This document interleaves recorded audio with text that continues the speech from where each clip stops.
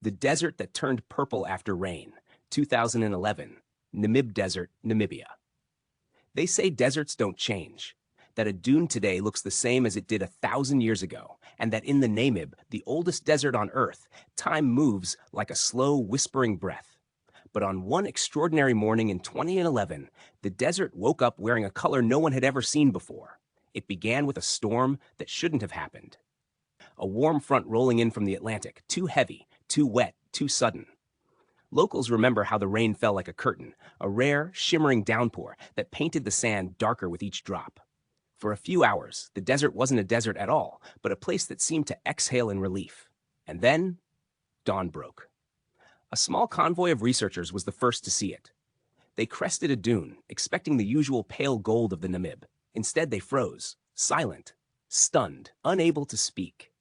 Because below them, stretching all the way to the horizon, the dunes had turned a glowing shade of violet. Soft at first, then deepening into radiant purple, as if the sand had been dipped in twilight. What they were seeing was a bloom no one predicted. Tiny dormant seeds, hidden beneath the sand for decades, maybe centuries, had awakened all at once. The rare species, usually invisible to the human eye, erupted as millions of star-shaped blossoms, each one no bigger than a fingernail, each shimmering like it held a drop of moonlight at its center. And in the early rays of the sun, the entire desert seemed to glow. But the strangest part wasn't the color, it was the movement. As the wind swept across the dunes, the purple field rippled like water. Waves of violet rolled in slow, mesmerizing patterns, folding over each other in a rhythm so graceful that one researcher later said it looked like the sand itself was breathing. Some swore they heard a faint rustling, as if thousands of petals were whispering secrets carried on the wind. Word spread quickly.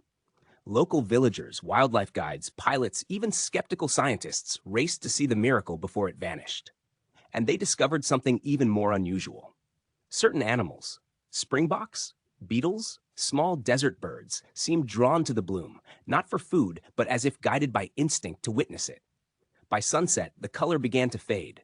The petals curled inward, retreating back into the sand, leaving only a faint violet haze in the memory of those who saw it. To this day, the bloom has never returned quite the same way. Some call it a once-in-a-lifetime miracle.